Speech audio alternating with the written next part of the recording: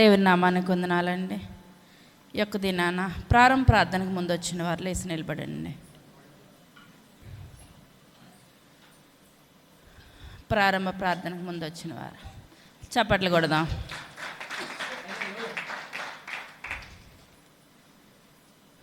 ఈ నెల సంవత్సరంలో చివరి నెల. ఇంకా ఈ యొక్క సంవత్సరంలో 3 వారాలు ఉన్నాయి. కానీ ఇప్పటి వరకు ఒక్క ఆదివారం కూడా మానకుండా వచ్చిన వారు నిలబడాలి, చప్పట్లు కొట్టాలి, గట్టిగా కొట్టాలి. యోహాన్ గారికి మంచి ప్రైజ్ ఇవ్వాలి. లూకాసు వార్త 2వ అధ్యాయము 36వ వచనం.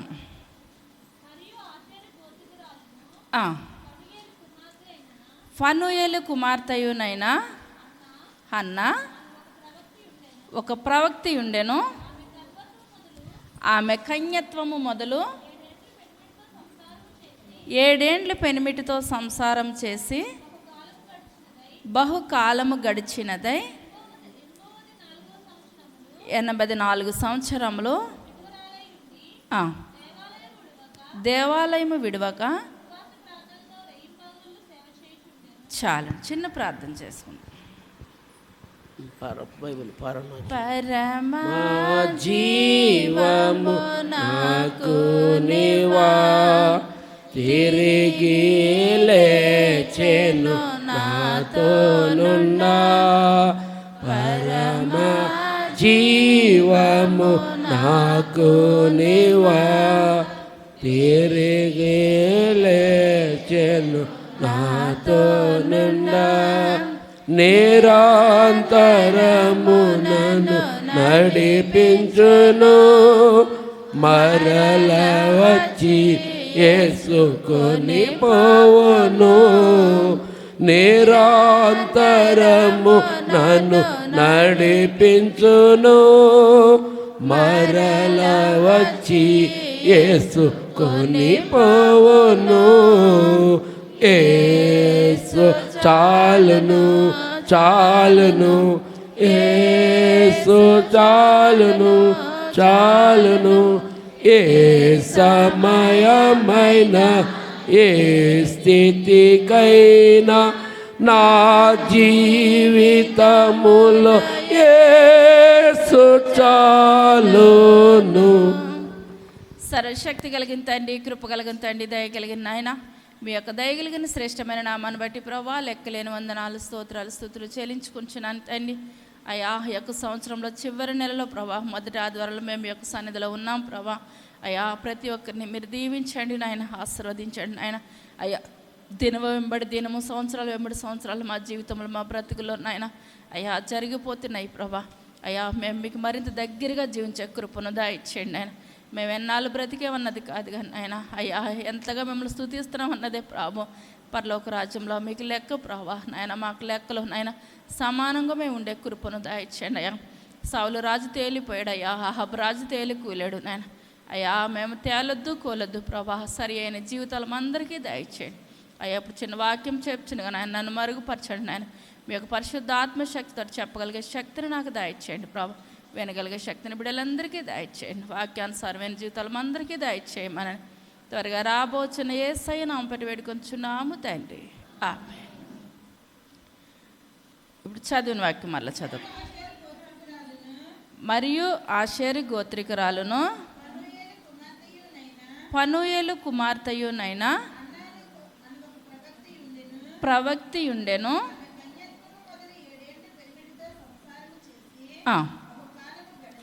బహుకాలము గడిచినదై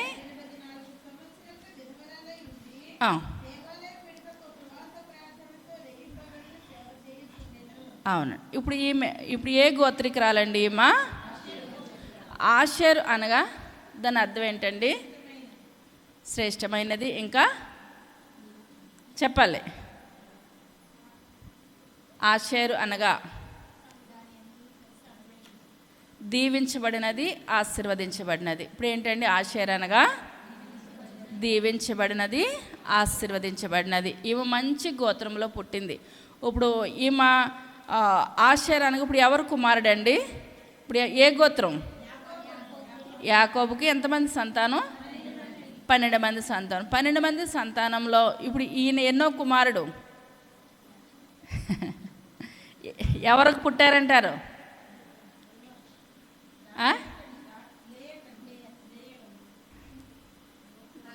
లైన్గా చెప్పుకొచ్చండి యాకోబు కుమారులు.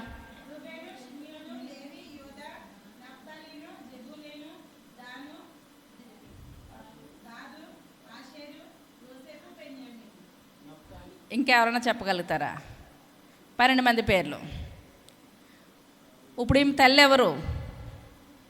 ఆషేర్ యొక్క తల్లి దాసి. ఎవరు దాసి? చప్పట్లు కొడదాం. ఆదికాండము 35వ అధ్యాయము 23వ వచనం.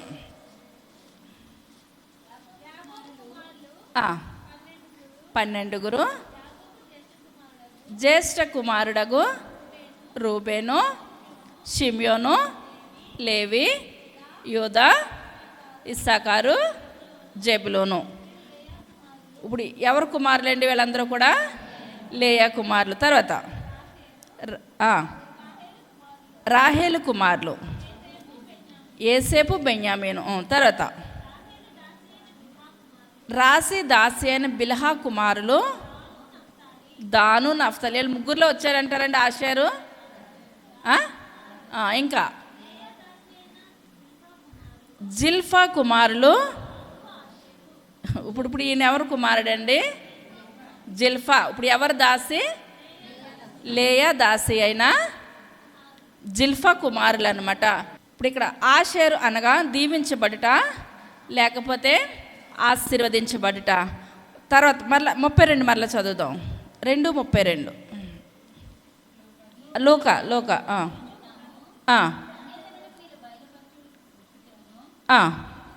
వెలుగుగాను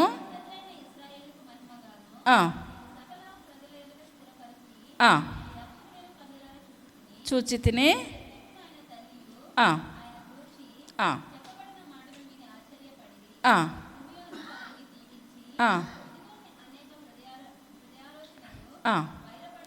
బయలుపడినట్లు పడుటకును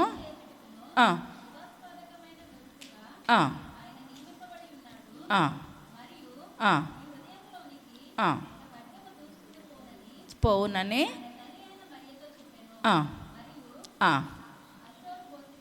ఆషేరు గోత్రికురాలను. ఇప్పుడు పనూయేలు అనగా ఏంటండి? పనూయేలు అనగా ఇప్పుడు ఆషేర్ అనగా దీవించబడుట, ఆశీర్వదించబడుట. ఇక్కడ పనూయేలు అనగా ముఖాముఖిగా. ఇప్పుడు ఏంటండి? దేవునితో ముఖాముఖిగా. ఎక్కడ దేవునితో ముఖాముఖిగా ఉన్నాడు పనూయేలు అనగా? ఆదికాండము 32వ అధ్యాయము 24వ వచనం. యాకోబు ఒక్కడు మిగిలిపోయెను, పెనుగులాడెను, గెలువకుండుట చూచి పెనుగులాడుట వలన వసలేను. ఆయన తెల్లవారుచున్నది గనుక నీవు నన్ను ఆశీర్వదించితేనే గాని నిన్ను పోనీయనెను. నీ పేరేమని అడగగా అతడు యాకోబు అని చెప్పాను. నీవు దేవునితోనూ మనుషులతోనూ పోరాడి గెలిచితివి గనుక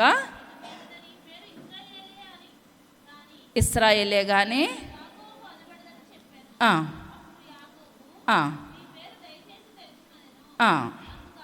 అందుకైనా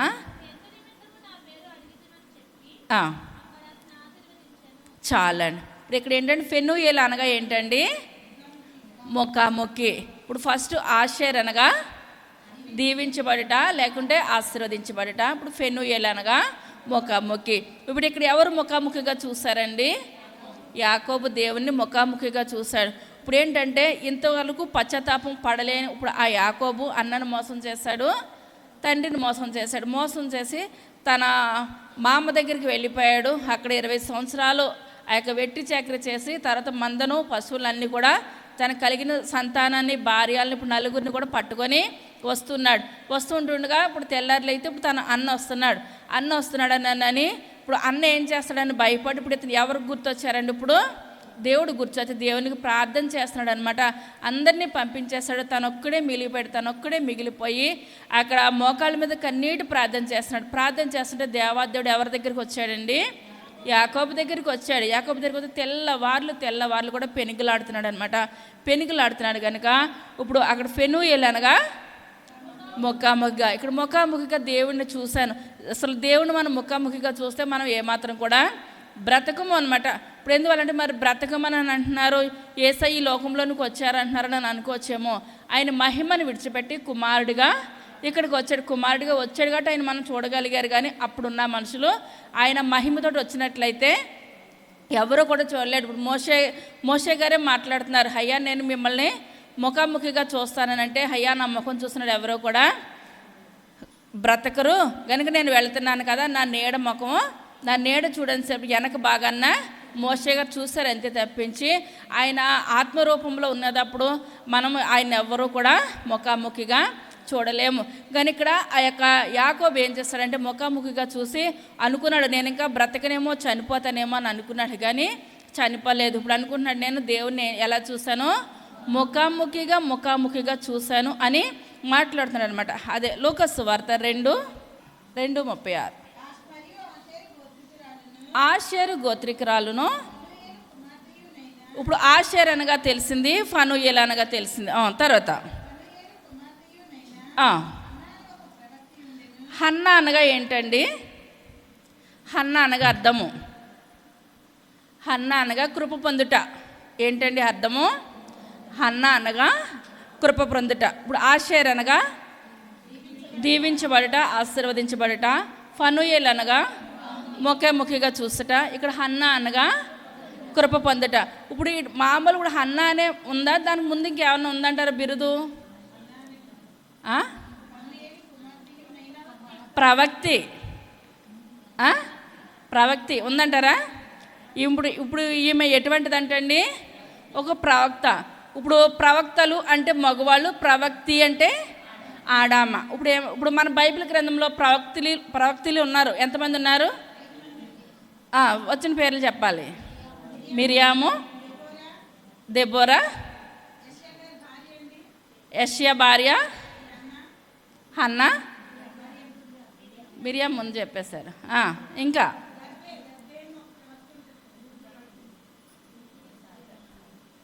హుల్దా, ఇంకా ఫిలిప్పు కుమార్తెలు ప్రవచించేవారని ఉంది. ఏంటండి? ఫిలిప్పు కుమార్తెలు ప్రవచించేవారు. ఇప్పుడు మొట్టమొదటిగా మిరియాము, దెబోరా, హుల్దా, హన్నా, ఫిలిప్పు కుమార్తెలు, మళ్ళీ ఇంకొకరు వదిలేశారు, యెషయా భార్య. దేవుని నామానికి వందనాలు. ఇప్పుడు వీళ్ళ స్త్రీలు ఇప్పుడు బైబిల్ గ్రంథంలో ఏంటండి? ప్రవక్తినీలు. ఇప్పుడు ఆ జాబితాకి చెందింది ఈ యొక్క హన్నా. మనం చాలాసార్లు చెప్పుకుంటాం, పాత నిబంధనలో హన్నా వేరు, సమూయేలు తల్లి వేరు, ఈమె వేరే అనమాట. ఇప్పుడు ఈమె ఆ యొక్క దినాల్లో ఇప్పుడు ఏంటంటే సాధారణంగా 13 తప్పితే 14 సంవత్సరాలకి కుమార్తెగా ఏం చేసేవారు? వివాహం చేసేవారు. ఇప్పుడు ఒక ఉజ్జాయింపు 13 సంవత్సరాలకి వివాహం చేశారనుకోండి. కుమార్తెకి 13 వెళ్ళిపోయి భర్తతో ఎన్ని సంవత్సరాలు జీవించింది? ఈమె 7 సంవత్సరాలు జీవించింది. 13 7 ఎంత? 20 సంవత్సరాలు. ఇప్పుడు ఈమె ఎన్ని సంవత్సరాలు దేవుని మందిరంలో ఉన్నదండి? 84 సంవత్సరాలు. ఇప్పుడు 84 సంవత్సరాలకి ఎన్ని కలపాలి? 20 కలపాలి. కలపండి.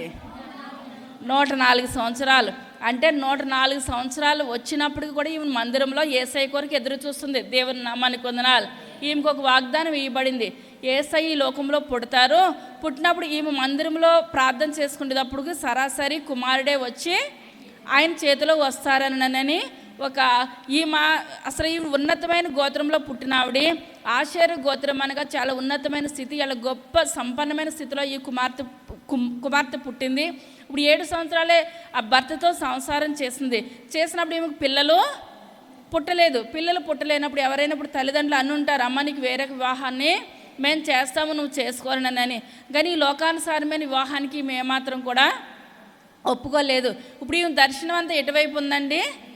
ఏసై కావాలి, ఏసై కావాలి. ఏసై పుట్టి లోకానికి వచ్చినప్పుడు నేను ఆయన ఎత్తుకోవాలి. ఈ దర్శనం కొరకే ప్రార్థన చేసింది.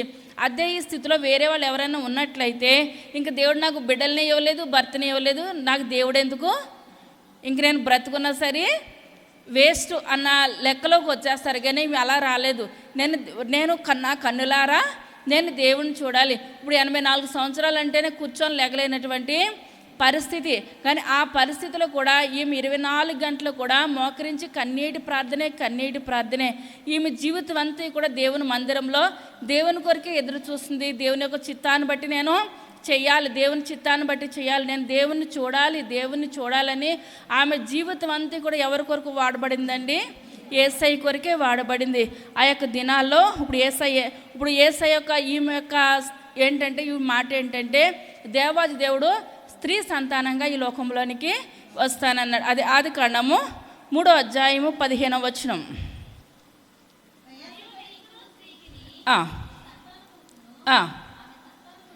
ఆమె సంతానమునకును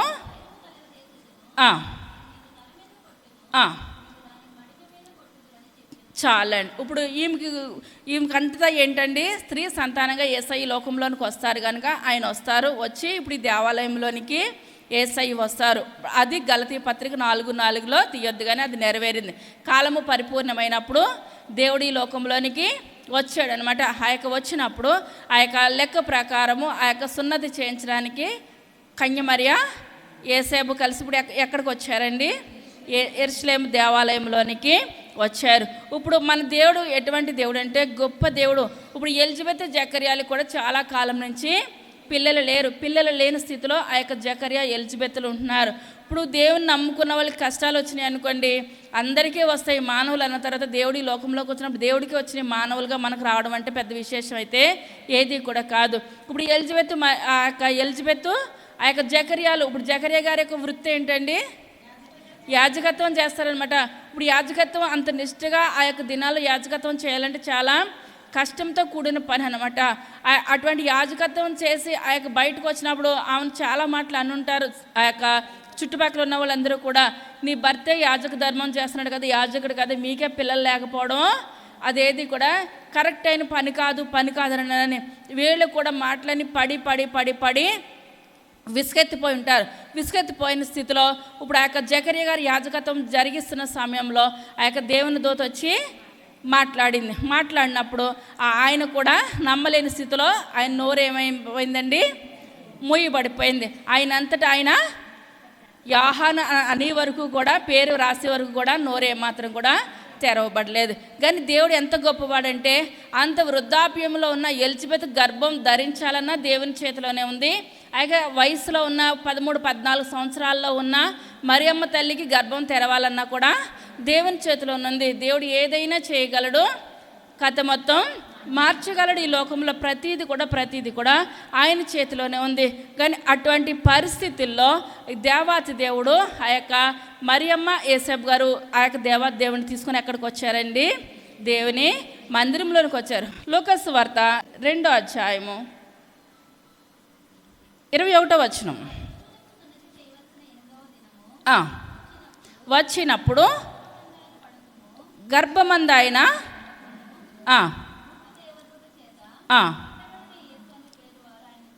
యేసు అను పేరు ఆయనకు పెట్టిరి. తమ్మును శుద్ధి చేసుకుని దినములు గడిచినప్పుడు ఇప్పుడు ఏం చేయబడాలండి? ప్రతి మగచూలు బిడ్డ యేసయ్యకు సున్నతి చేయాలన్నమాట. అది ఇప్పుడు సున్నతి చేయకపోతే దేవుని కోపం వచ్చిందంటారా? ఆ యొక్క మోషే సిప్పోరా ఇప్పుడు ఆ సున్నతి చేయలేనప్పుడు దేవునికి ఉగ్రత దిగొచ్చినప్పుడు ఆ యొక్క సిప్పోరా ఏం చేస్తుందండి?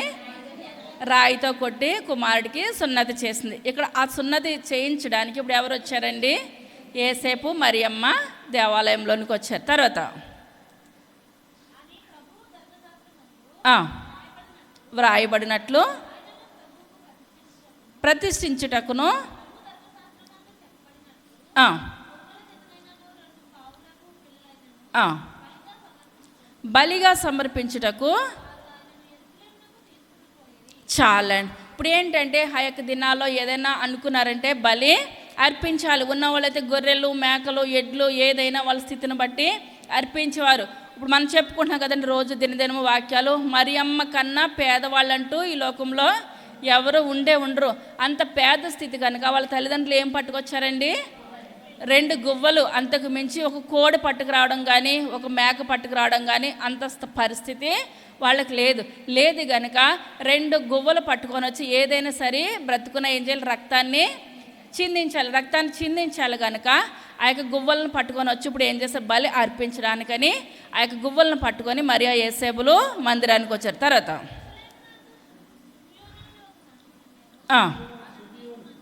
అతడు నీతిమంతుడు భక్తిపరుడునయ్యుండి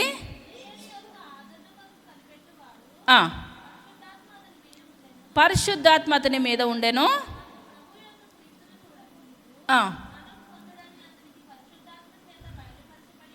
పరిశుద్ధాత్మ చేత బయలుపరచబడి ఉండెను.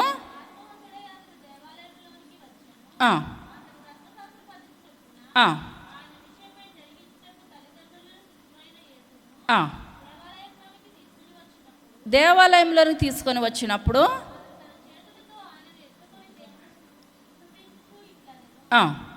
నాదా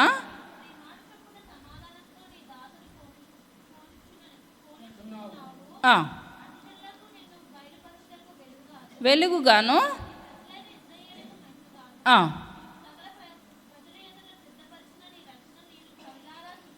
చాలండి. ఇప్పుడు ఎవరెవరు చూసారండి ఈ యొక్క మందిరంలో? సిమియోను, హన్నా. ఇప్పుడు వీళ్ళిద్దరూ కూడా దేని కొరకు కనిపెడుతున్నారు? యేసయ్య ఈ లోకంలోనికి వచ్చినప్పుడు ఈ యొక్క మందిరంలోనికి అడుగు పెట్టక మునుపు వాళ్ళిద్దరూ కూడా చనిపోరు అనని ఆ యొక్క దేవుని యొక్క దర్శనాన్ని బట్టి దర్శనం కొరకు వీళ్ళిద్దరూ కనిపెడుతున్నారు. ఇప్పుడు మరియమ్మ యేసేబు ఆ యొక్క యేసయ్యని మందిరంలోకి తీసుకొని వచ్చినప్పుడు హన్నా ఎత్తుకున్నది సిమియోను కూడా. ఇద్దరికి కూడా దేవుడు గొప్ప ధన్యత దయచేస్తాడు. ఆయన వృద్ధాప్యంలో ఉన్నాడు సిమియోను. ఇక్కడ హన్నా కూడా 104 సంవత్సరాలు. ఈమె కూడా ఎలాగున్నదండి? వృద్ధాప్యం స్థితిలో ఉన్నది. ఇప్పుడు ఎందువలనంటే ఆయన ధనవంతులను సిగ్గుపరచుటకు లోకంలో వెర్రివారిని ఏర్పరచుకున్నాడు. మన ఇష్టాన్ని బట్టి మనం ఎప్పుడు కూడా ప్రార్థన ఇష్టంగా చేయాలి, కష్టంగా ఏమాత్రం చేయదు. మన దేవుని మందిరాన్ని కూడా ఇష్టంగా రావాలి, కష్టంగా ఏమాత్రం కూడా మనం రావద్దు. నా దేవుడు నన్ను స్వస్థపరుస్తాడు. నేను ఎన్ని శ్రమలున్నా, ఎన్ని కష్టాలున్నా, శ్రమలు అన్నది ఎవరికి తగ్గ శ్రమలు వాళ్ళకు ఉన్నాయి. అవన్నీ మనం పక్కన పెట్టి మనం దేని గురించి ఎదురు చూడాలండి? దేవుని కొరకు మనం శనివారమే అనుకోవాలి. నేను రేపు ఉదయం ఆదివారం దేవుని మందిరానికి వెళుతున్నాను. నాకు దేవుడు నాయన నాకు వాక్యంతో నన్ను మాట్లాడండి ప్రభా, నా జీవితాన్ని సరిచేయండి, నా బ్రతుకుని సరిచేయండి.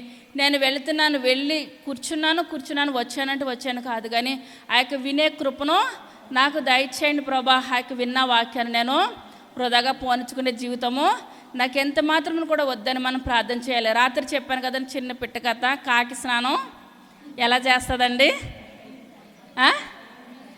పైన చేస్తుంది, ఈ రెక్క ముంచుతుంది, తర్వాత మళ్ళీ ఈ రెక్క ముంచుతుంది, తగ్గ దులిపేస్తుంది. అది కాకి స్నానం అంటే అయిపోయింది. ఒక్క సెకండే చేస్తుంది, కానీ సరైన స్నానం కాదు. ఇప్పుడు గేదె చేస్తుంది, ఎన్నిసార్లు చేస్తుంది? ఎన్ని గంటలు పెట్టినా అందులోనే ఉండిపోతుంది, కానీ ఎక్కడ బాడీ అక్కడే ఉంటుంది. ఒక మనిషి వెళ్ళి ఇప్పుడు గడ్డించుకొని ఏం చేయాలండి? తోమాలి. తోమగా దానికి ఉన్న బాడీ ఆ జిడ్డంతా కూడా బయటకు వస్తుంది. మన దేవుని సన్నిధిలో ఉండి వచ్చానంటే వచ్చాము, కాకిలాగా 4 నిమిషాలకి లాస్ట్లో ఆమెను అనేసరికి వచ్చాను, కూర్చున్నాను, వెళ్ళామన్నది కాదు.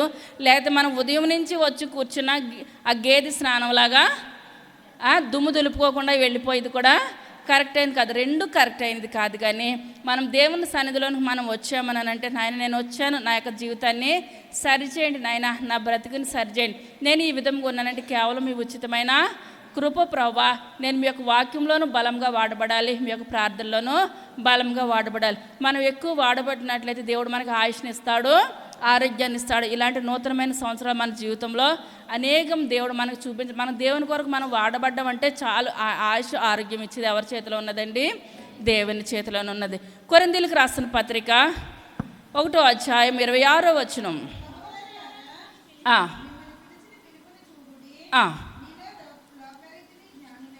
జ్ఞానులైనను పిలువబడలేదు కానీ ఏ శరీరియు దేవుని ఎదుట అతిశయింపకుండానట్లు జ్ఞానులను సిగ్గుపరచుటకు. చాలండి. ఇప్పుడు మన జ్ఞానులను సిగ్గుపరచాలంటే దేవుడు ఎవరిని ఏర్పరచుకుంటున్నాడండి? గొప్ప గొప్ప వారిని ఏర్పరచుకుంటలేదు. దేవుడు గొప్ప గొప్ప వారి ఇళ్లలో కూడా యేసయ్య పుట్టలేదు. ఆ యొక్క పేద ఇంట్లోనూ ఆ పూటకే ఉండే కష్టపడాలి, తినాలి. అటువంటి పేద కుటుంబంలో యేసయ్య జన్మించాడు. పేద కుటుంబంలో జన్మించాడు కనుక ఆయన మనందరికీ కూడా దగ్గరగా జీవించాడు. ఉన్నతమైన కుటుంబంలో ఉన్నట్లయితే ఆయన మనకి ఎవరికి కూడా దగ్గరగా ఉండేవాడే కాదు. తర్వాత చూసినట్లయితే ఆదికాండము 49వ అధ్యాయము 2వ వచనం. కూడి వచ్చి ఆలకించుడి. రూబేను, నీవు నా పెద్ద కుమారుడవు,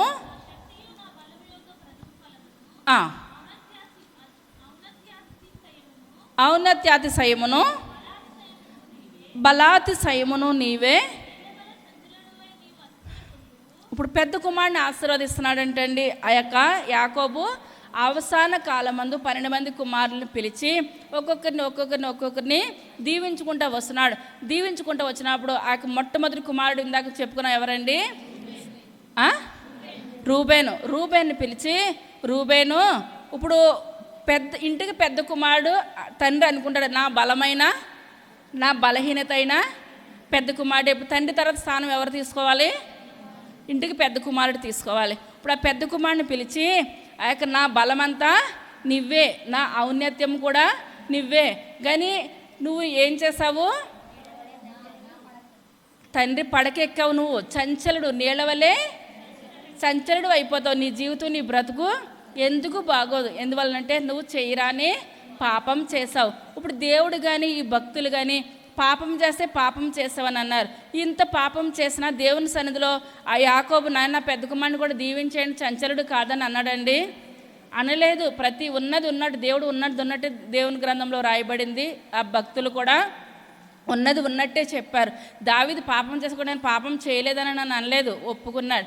మనం ఏం చేయాలంటే ఈ లోకంలో చేసిన దాన్ని మనము దేవుని దగ్గర ఒప్పుకొని మనం సరి చేసుకొని ఆ సరి చేసుకున్నది మరలా చేయకూడదు. కుక్క వాంతికి తిరిగినట్టు మళ్ళీ తిరగొద్దు. కుక్క వాంతి చేసుకుంటే మళ్ళీ అదే వాంతికి చూస్తుంది. మనం దేవుని బిడ్డలం ఒకసారి మనం వద్దని అనుకున్నామంటే మరలా దాని వైపు ఎంత మాత్రం కూడా చూడడానికి వీల్లేదు. కానీ ఇక్కడ యాకోబు పెద్ద కుమారుడు అంటున్నాడు, నువ్వు చంచలుడువు, నువ్వు మంచి పని ఏమాత్రం కూడా చేయలేదు, నీ జీవితం అంతా కూడా ఏది కూడా సరైన విధానంగా ఉండదనని తండ్రి కుమారుడితో చెప్తున్నాడు. తర్వాత రెండోది,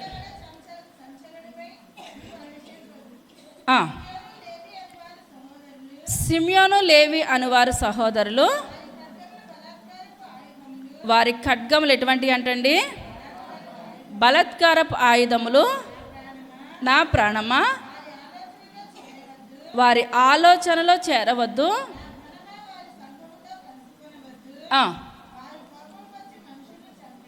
వారు కోపము వచ్చి ఇప్పుడు ఏం చేస్తారంటండి? ఎవరిని చంపేశారు? వీళ్ళు ఏ మనుషులు చంపేశారు? దేనా. మొన్నే మనం చెప్పుకున్న వాక్యం. ఇప్పుడు దేనా పాపం చేసినప్పుడు 34వ అధ్యాయం అంతా కూడా వీళ్ళిద్దరు ఏం చేస్తారండి? అక్కడ ఉన్న వాళ్ళందరినీ కూడా రాజును కానించి అక్కడున్న షేకేమునంతా కూడా చంపేసి ఒక్క మగ మనిషి కూడా లేకుండా సర్వనాశనం చేసేస్తారు. ఇప్పుడు తండ్రి ఎంతగానో విలవిల ఆడిపోయాడు. అయ్యో, ఇటు కుమార్తె జీవితాన్ని చూడాలా, వాళ్ళు చేసిన ఆ యొక్క పాపాన్ని చూడాలా, విలువెల్లాడిపోయి ఇప్పుడు మన తల్లిదండ్రులు పిల్లలు ఏదైనా చేశారనుకోండి, ఆ నిమిషంలో సర్లే ఇప్పుడు తిడితే బెదిరిపోతారని నేను అనుకుంటాం. కానీ ఎప్పుడోకప్పుడు తిడతాము. ఆ కోపం తిట్టకుండా అయితే ఏమాత్రం ఉండవు. మంచిగా ఉన్నదప్పుడు మొదలు పెడతాం. నువ్వు అప్పుడు అలా చేసావు, ఇప్పుడు ఇలాగనే హిస్టరీ అంతా బయటకు వచ్చేస్తుంది. ఇప్పుడు ఇక్కడ కూడా అప్పుడు ఏమని ఉంటాడో అనలేదో తండ్రి తెలియదు. కానీ ఇప్పుడు ఇక్కడ అంటున్నాడు, ఇప్పుడు షిమియోనుకు తగ్గట్టు షిమియోను, రూబెన్ తగ్గట్టు రూబెన్ను గద్దించాడు. తర్వాత షిమియోను లేవి ఇప్పుడు వీళ్ళిద్దరిని పెట్టి మీరు ఎటువంటి వారు, మీరు ఏమాత్రం కూడా మంచోళ్ళు కాదు, మీకు సరైన జీవితం లేదు. అక్కడ పట్టణాన్ని అంతా కూడా మీరు ఏం చేసేస్తారు? నాశనం చేసేస్తారు, చంపేశారు. మీ జీవితాలు కూడా అంతంత మాత్రంలోనే ఉంటాయి. కానీ ఒక్క మాట యేసయ్యని అడిగి ఉంటే, ఈయన ప్రభువా నా కుమారులు తెలుసో తెలవకో చేశారు, మనమైతే ఏమంటాము? ఒక్కసారి క్షమించండి నాయన అంటాం.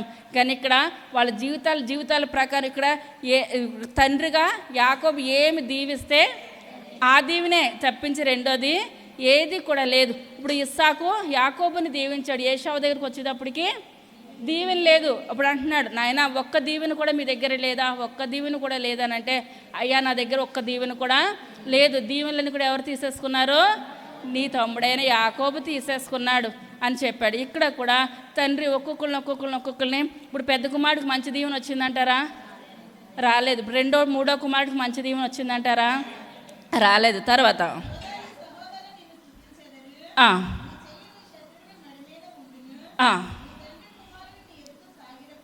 చాలండి. ఇప్పుడు యోధ అనగా స్తుతి. ఇప్పుడు మనందరం ఎవరిని స్తుతిస్తున్నామండి? ఈ నెల అంతే కూడా యోధా గోత్రంలోంచి యేసయ్య వచ్చాడు. స్తుతి తప్పించి ఏది కూడా లేదు. ఇక్కడ యాకోబు అంటున్నాడు, యోధా నీ వంశంలోంచి వచ్చిన వారందరూ కూడా ఇప్పుడు లోకమంతా కూడా ఇప్పుడు ఎవరిని స్తుతిస్తుంది? మిమ్మల్ని స్తుతిస్తుందయ్యా.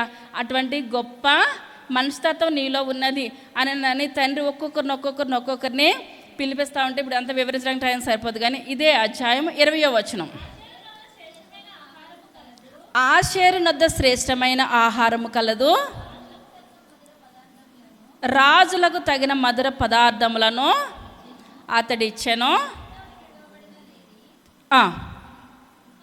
చాలండి. ఇప్పుడు ఏంటంటే ఆషేరు నొద్ద శ్రేష్టమైన ఆహారం కలదు. ఇప్పుడు ఆషేరు దగ్గరికి వచ్చేటప్పటికి ఇప్పుడు ఈమె ఎవరు కుమారుడు అని చెప్పానండి?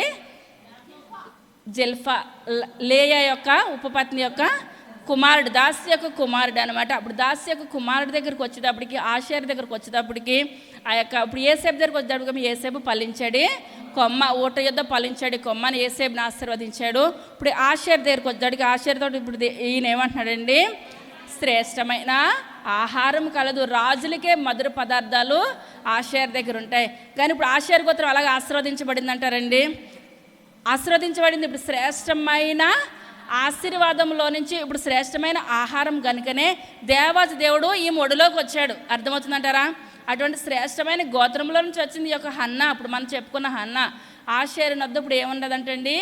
శ్రేష్టమైన ఆహారము కలదు. ఇప్పుడు ఏంటంటే ఇప్పుడు రాజులకు తగిన మధుర పదార్థములు అతడు ఇచ్చిననగా, ఇప్పుడు దేవుని వాక్యానుసారం బట్టి ఇప్పుడు రాజులు అనగా ఎవరండి? రాజులు అనగా మనమే. దేవుని నామానికి వందనాలు. రాజులైన యాజక సమూహాలు అంటున్నాడు మనల్ని అందరినీ కూడా.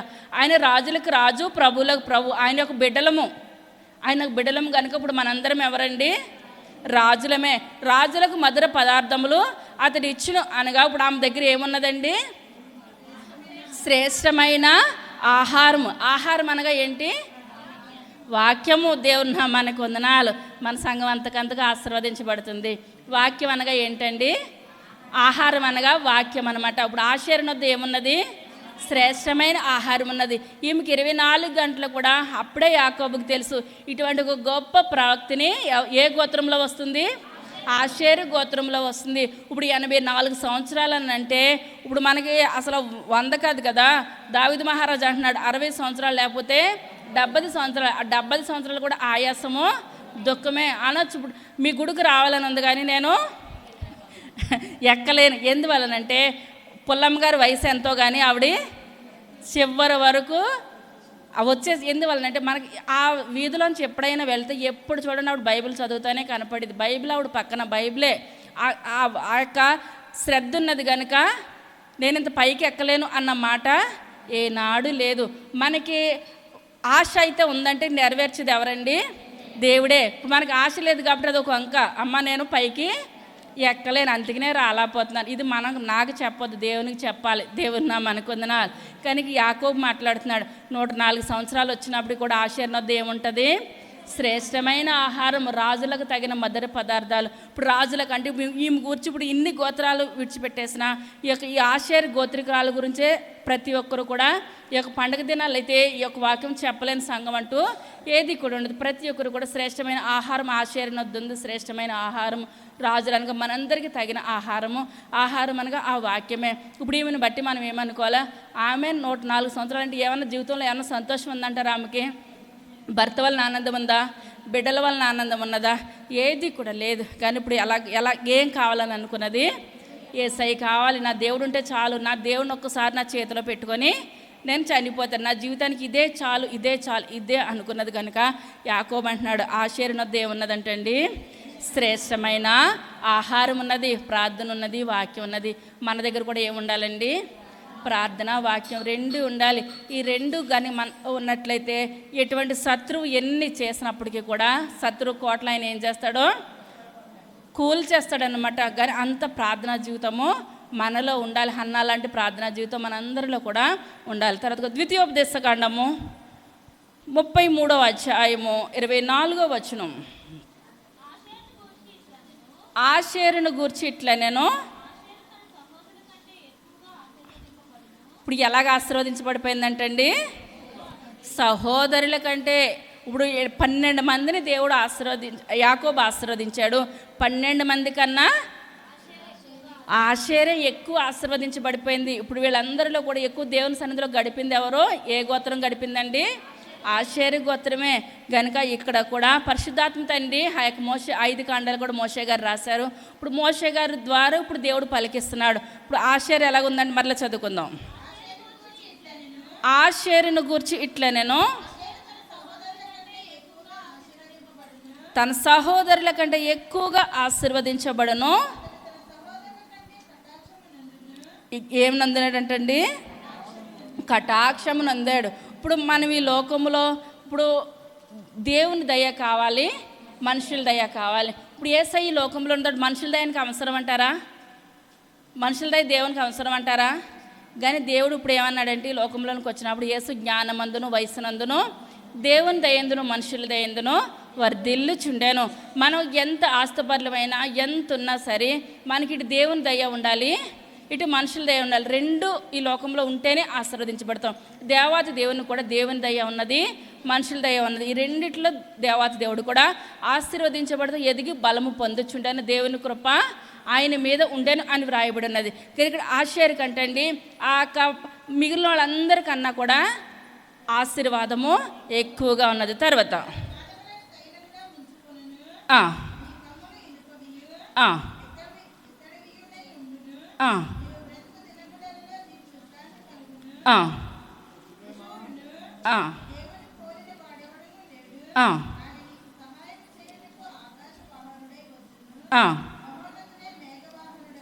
చాలండి. ఇప్పుడు వీళ్ళకి సహాయం ఎక్కడి నుంచి వచ్చేస్తుందంటే అండి, ఆకాశంలో నుంచి దేవుని దగ్గర నుంచే ఈ యొక్క గోత్రానికి ఎక్కడి నుంచి వస్తుందండి? దేవుని దగ్గర నుంచి సహాయం వస్తుంది. మనం మానవుల దగ్గర నుంచి సహాయం ఏమాత్రం కూడా వ్యర్థమే. ఇష్టమైతే చేస్తారు, కష్టమైతే మానేస్తారు. మనకు సహాయం ఎక్కడి నుంచి కావాలండి? దేవుని యొద్ద నుంచి మనకి సహాయం కావాలనంటే ఆశీర్వాద శ్రేష్టమైన ఆహారం ఎలాగున్నదో ఇప్పుడు మన దగ్గర ఏముండాలి? వాక్యము, ప్రార్థన అటు రీతిగా మన దగ్గర ఉండాలి. కీర్తనల గ్రంథము 138వ కీర్తన 6వ వచనం. లక్ష్య పెట్టును. దూరం నుంచి ఎలా ఉంటాడంటండి? గర్విష్ఠులను బాగుగా ఎరుగును. నీవు నన్ను బ్రతికించెదవు, నీవు నీ చేయి చాపెదవు, నీ కుడి చేయి నన్ను రక్షించెను.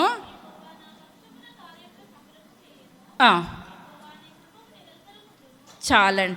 మనం ఆపదలో ఉన్నదప్పుడు అంటండి, మనం ఎన్నో సమస్యలు ఉండొచ్చు, ఎన్నో ఇరుకులు ఉండొచ్చు, ఎన్నో ఇబ్బందులు ఉండొచ్చు.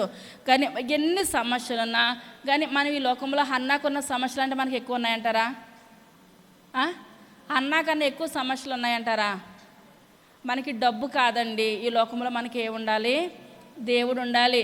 ఇప్పుడు రాత్రే కదని చెప్పాను, ఒక మనిషి వెళుతూ ఉండగా మనశ్శాంతి లేదు, అతనికి మనశ్శాంతి లేని స్థితిలో వేరే అతన్ని అడిగి, అయ్యా నాకు మనశ్శాంతి లేదు, మనశ్శాంతి ఎక్కడ దొరుకుతుంది అంటే ఆ ఫ్రెండ్ అంటున్నాడు, డబ్బు ఉంటే మనశ్శాంతి దొరుకుతుంది. కానీ డబ్బు ఉంటే దొరుకుతుంది అంటారా? ఇప్పుడు ఈ హన్నాకు డబ్బు ఉంది, మనశ్శాంతి ఉన్నదా? ఇంటి దగ్గర కూర్చుంటే మనశ్శాంతి ఉన్నదంటారా? ఎంతోమంది పని వాళ్ళు ఉండొచ్చు, ఆ యొక్క మంచం దిక్కుండా ఆమెకు చూడొచ్చు, కానీ ఆమెకి ఇంటి దగ్గర మనశ్శాంతి లేదు. ఎక్కడున్నదండి మనశ్శాంతి? దేవుని సన్నిధిలో ఉన్నది. మరలా ఆ మనిషి అంటున్నాడంటే డబ్బు ఉంటే మనశ్శాంతి ఉందంటే, నాకు చాలా డబ్బు ఉంది కానీ నాకు మనశ్శాంతి లేదంటే ఇంకొక ఫ్రెండ్ దొరుకుతాయి అంటున్నాడంట. నాకు మనశ్శాంతి లేదంటే చదువు ఉంటే మనశ్శాంతి దొరుకుతుంది. చదువు ఉంటే మనశ్శాంతి ఉంటుంది అంటారా? చదువు ఉన్న మనశ్శాంతి ఉండదు. మనం దివారాత్రులు దేవుని సన్నిధిలో ఉంటేనే మనకి మనశ్శాంతి, లేకపోతే మనశ్శాంతి అంటే ఎంత మాత్రం కూడా ఉండదు. కీర్తనల గ్రంథము 23వ కీర్తన 6వ వచనం, కృపాక్షేమములే నా వెంట వచ్చును, చిరకాలము యెహోవా మందిరములో. చాలండి. ఇప్పుడు ఈమె ఎక్కడ చేస్తుందంటే చిరకాలము యెహోవా మందిరంలో నివాసం చేస్తుంది. ఇప్పుడు ఈమె ఇంటి దగ్గర ఉంటే ఏమాత్రం కూడా మనశ్శాంతి లేదు, నెమ్మది లేదు, ఆ యొక్క మనసుకు ఊరట లేదు. కానీ దేవుని సన్నిధిలో గడిపింది, ఈ మనశ్శాంతి వచ్చిందంటారా? చాలు, నాకు నా జీవితానికి విముక్తి చాలు, నేను నా దేవుడిని కన్నులారే చూసాను. అప్పుడు అనుకుంటుంది, అప్పటి వరకు కూడా నేను చనిపోను, నేను ఇంకా బ్రతుకుతాను. 104 సంవత్సరాలు వచ్చినప్పుడు మనసు అనిపించవచ్చు, ఇంక నువ్వేం బ్రతుకుతావు, ఇంకేసయ్య ఏమొస్తాడు, నువ్వు లెగలేని స్థితిలో ఉన్నావు కదా అని నన్ను అనుకోవచ్చు. కానీ ఏమంటుంది, నేను ఏసయ్యని చూసే వరకు నాకు మరణం రాదు, నేను బ్రతుకుతాను, ఏసయ్యని చూస్తాను. ఎప్పుడైతే ఆయన ఒడిలోకి వచ్చాడో అనుకుంది, ఇంక నేను ఏసయ్యని చూసినప్పుడు నేను కన్నులారా ఇంక నేను చనిపోయినా నాకేమీ కాదు. కానీ ఇప్పుడు మనం ఎక్కడ బ్రతకాలంటే చిరకాలము దేవుని మందిరంలో యేసయ్య సన్నిధిలోనే మనం ఉండాలి తప్పించి లోకంలోను లోకాశలోను మనకి ఏమాత్రంను కూడా ప్రయోజనం ఎంత మాత్రంను కూడా లేనే లేదు. అదే కీర్తనల గ్రంథము 84వ అధ్యాయము 10వ వచనం, నీ ఆవరణములో ఒక్క దినము గడుపుట 1000 దినముల కంటే శ్రేష్టము, భక్తిహీనుల గుడారములో నివసించుట కంటే. ఇప్పుడు ఎవరు మాట్లాడుతున్నారండి? ఈ కోరాహ కీర్తన అండి. ఇది ఏం కీర్తన? కోరాహ కీర్తన. కీర్తనలన్నీ కూడా దావీదు రాయలేదు, కోరాహ కుమారులు రాశారు, దావీదు రాశారు, సలోమోన్ రాశారు, మోషే రాశారు, ఆసాపు కుమారులు కూడా రాశారు. వీళ్ళందరూ కూడా కొన్ని ఎక్కువ రాసింది దావీదు రాశాడు. ఇప్పుడు ఇది రాసింది ఎవరండి? కోరాహ కుమారులు. కోరాహ కుమారులు అంటున్నారు, నీ యొక్క మందిర ఆవరణంలో ఒక్క దినము గడుపుట 1000 దినముల కంటే శ్రేష్టము. మనం దేవుని సన్నిధానంలో ఒక్క దినము గడుపుతున్నట్లయితే ఎన్ని దినాల కంటే అండి? 1000 దినాల కంటే శ్రేష్టమని మాట్లాడుతున్నాడు. కానీ అటువంటి శ్రేష్టమైన దినాలు మన జీవితంలో ఏ ఒక్కటి కూడా మనము పోనిచ్చుకోవద్దు. ప్రభా, మీ యొక్క సన్నిధిలో గడిపే కృపను నాకు దయచేయండి. మనం దేవునికి మందిరానికి రావాలంటే సాతాను ఎంతగానో చాలా చిక్కుముళ్ళు రకరకాలుగా పెట్టేస్తూ ఉంటుంది. కానీ మనం అన్నీ బయట పెట్టి మనం ఏం చేయాలి? ప్రభా, నీ యొక్క మందిరంలోనికి వచ్చే కృపను దయచేయండి నాయన. అయ్యా, హన్నా 84 సంవత్సరాలు జీవించింది నాయన, మీ కొరకే జీవించింది. నేను యేసయ్యని చూడాలి. అటువంటి హన్నా ప్రార్థన ఆలకించి యేసయ్య అని ఒడిలోకి వచ్చాడు కదా, ఆమె ప్రార్థన ఆలకించాడు. మన ప్రార్థన ఆలకించడు అంటారా? మన ప్రార్థన కూడా ఆలకిస్తాడు. కానీ మనం ఏం చేయాలంటే పట్టుదల కలిగి మనము ప్రార్థన చేయాలి. మనం విసుగాక వేసారికి మనం ఏం చేయాలి? నిత్యము ప్రార్థన చేయాలి. ఆయన సన్నిధిలో చిరకాలము కూడా మనం జీవించాలి. మొట్టమొదటిగా మనం దేవుని సన్నిధానానికి ఇష్టంగా రావాలి, ఇష్టంగా వచ్చి ఆయన మనం ఇష్టంగా ప్రార్థన చేయాలి, ఆయన వేడుకోవాలి, గోజాడాలి. ప్రార్థన చేసినట్లయితే ఇంత ప్రార్థనా పర్రాలనని ఆ యొక్క ముందే చెప్పాడనమాట. ఆ యొక్క యాకోబుడు ఎవరితో చెప్పాడండి?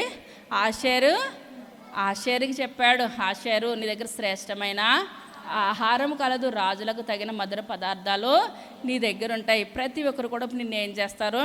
స్తుతిస్తారు, ఆరాధిస్తారు. ప్రతి ఒక్కరి నోట కూడా స్తుతి. ఈవిడ ఇంత ప్రార్థన చేస్తుంది కాబట్టి జీవగ్రంథంలోనికి ఈవిడే ఎక్కింది. మనము కూడా ప్రార్థన చేసినట్లయితే ఆమె ఆశీర్వదించిన దేవుడు మన కుటుంబాలని, మన జీవితాలని, మన బ్రతుకుల్ని కూడా దేవాతి దేవుడు ఆశీర్వదిస్తాడు. చిన్న మాటలు దేవుడు దీవించునుగాక. చిన్న ప్రార్థన చేసుకుందాం. సర్వశక్తి కలిగిన తండ్రి, కృప కలిగిన తండ్రి, దయ కలిగిన ఆయన, మీ యొక్క దయ కలిగిన శ్రేష్టమైన నామాన్ని బట్టి ప్రభా లెక్కలేని వందనాలు స్తుతులు చెల్లించుకుంటున్నాను తండ్రి. అయ్యా, యొక్క దినాన్ని ప్రభా అన్న గురించి ఆయన చెప్పిన వాక్యాన్ని బట్టి మీకు వందనాలు చెల్లించుకుంటున్నాను ఆయన. అయ్యా, ప్రతి ఒక్కరూ నాయన విన్నారు ప్రభా, విన్న వాక్యం హృదాగా పోనవద్దు నాయన. పండుగ దినాల్లో మేము ఉన్నాం నాయన, సంతోషకరమైన దినాల్లో ఉన్నాం, ఆనందకరమైన దినాల్లో ఉన్నాం నాయన. అయ్యా మేము మీకు బహు దగ్గరగా జీవించే గొప్ప భాగ్యాన్ని దయచేయమని అడుగుచున్నాను తండ్రి. అయ్యా యాకోబు ఏ పక్షపాతం లేకుండా నాయన, అయ్యా వాళ్ళ బ్రతుకుని బట్టి వాళ్ళ జీవితాలను బట్టి నాయన, అయ్యా వాళ్ళని దీవించుకుంటూ వచ్చాడు ప్రభా. హాషేర్ దగ్గరికి వచ్చేటప్పటికి నాయన, హాషేర్కి శ్రేష్టమైన ఆహారం కలదు, రాజులకు తగిన మధుర పదార్థాలు అతడు ఇచ్చినని మీరు మాట్లాడారు ప్రభా. అటు రీతిగా నాయన హాషేర్ గోత్రంలోంచి హన్నా నాయన గొప్ప ప్రవక్త వచ్చింది నాయన. ఆమె నాయన 140 సంవత్సరాలు బాబు బ్రతికింది నాయన. అయ్యా మిమ్మల్ని కన్నులారా చూస్తుంది నాయన. హక్కుల సోమ్యాను కూడా మిమ్మల్ని కన్నులారా చూశాడు ప్రభా. అయ్యా మేము కూడా నాయన మిమ్మల్ని చూసే నేత్రాలు మాకు దయచేయండి అయ్యా. మేము ప్రార్థించే భాగ్యాన్ని మాకు దయచేయండి, మిమ్మల్ని ఆరాధించే గొప్ప కృపను మాకు దయచేయండి అయ్యా. విన్న వాక్యాన్ని వృధాగా పోనవద్దు ప్రభా. మా హృదయాల్లో భద్రపరుచుకునే గొప్ప భాగ్యాన్ని దయచేయండి. ఇంకా జరగబోతున్న కార్యక్రమం అంతట్లో కూడా నాయన మీరే తోడుగా నేడుగా ఉండి మహిమ ఘనత ప్రభావాలు పొందమనని త్వరగా రాబోచున్న యేసయ్య నామమున పెట్టి వేడుకొంచున్నాము తండ్రి. ఆమేన్.